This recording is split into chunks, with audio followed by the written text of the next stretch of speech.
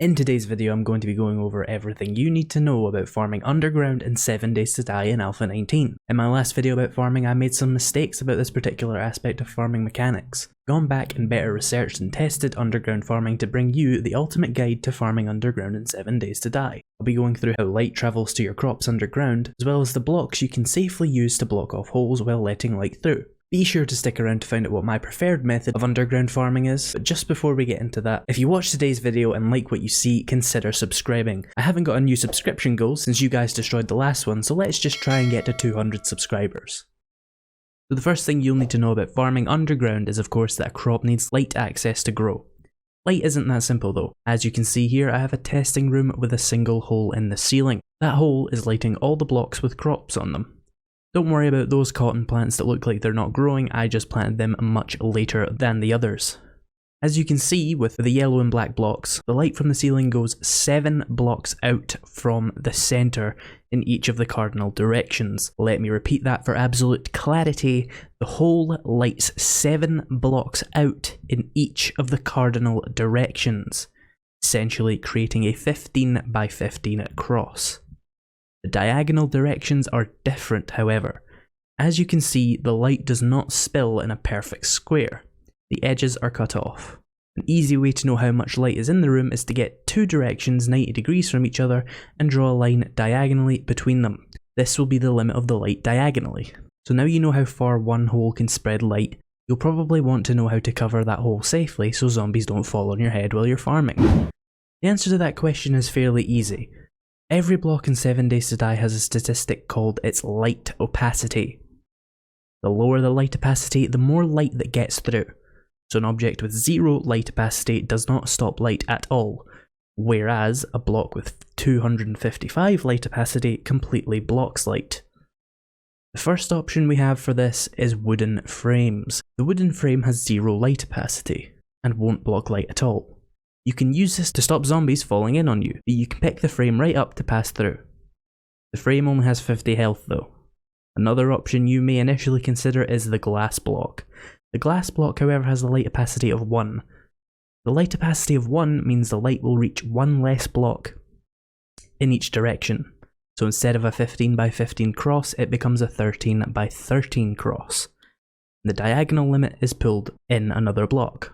Glass isn't a good option as it has light opacity and can be broken by a single punch. Just in case you weren't aware, yes, zombies can dig in 7 Days to Die. So you may as well not use a block if you're going to use glass because it essentially has no health. The next natural conclusion then would be bulletproof glass. However, bulletproof glass has a light opacity of 2. That means that instead of a 15 by 15 cross, your light will only cover an 11 by 11 cross. You're getting pretty small at that point. Also, bulletproof glass is extremely expensive for some reason, so I just wouldn't bother. Although, if you want to put an entire ceiling of glass, I would recommend bulletproof glass because the light opacity won't matter and it does have a very reasonable 3000 health, which will provide a very strong ceiling for an underground farm. Before I move on to the 2 methods I like to use, I'd just like to remind you to subscribe if you're enjoying the video and want to see more like it. Naturally hit that bell if you want to see them as soon as they come out. The first option I truly consider worthwhile here is for those who don't want to pass through the hole, but want 0 light opacity and a strong blocker for the hole.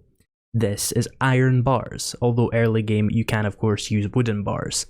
Iron bars are very cheap, have 0 light opacity, meaning the farm size from a single hole is maximised. They have 2500 health, which is more than adequate, and you can also shoot through these bars without damaging them, meaning if a zombie is trying to break through, you can safely kill it without risking damage. I personally would use iron bars in a farm where the entrance is located somewhere else, and all you need is light from the sky. But the method I personally like to use for underground farming, however, is hatches.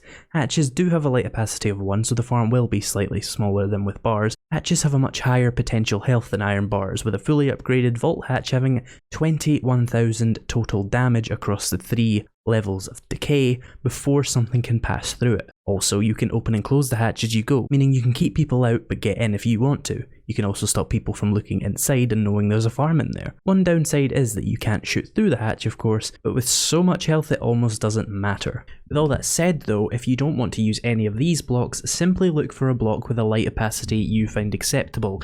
For example, I know a lot of players like to use arrow slits. You can find that statistic here. Also, the location of an underground farm doesn't really matter. A farm built 1 block under the surface will have the same light access as one built 50 blocks down, so go ahead and build it as shallow or as deep as you want.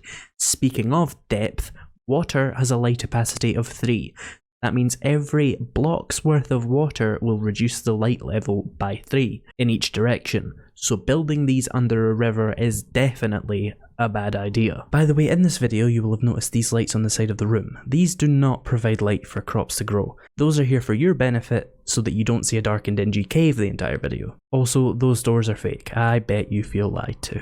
Anyway, if you enjoyed today's video, leave a like and consider subscribing, but with that I'll see you in the next video very soon, so stay tuned and check out some other videos that I've made. They are all just as awful as this one. Bye!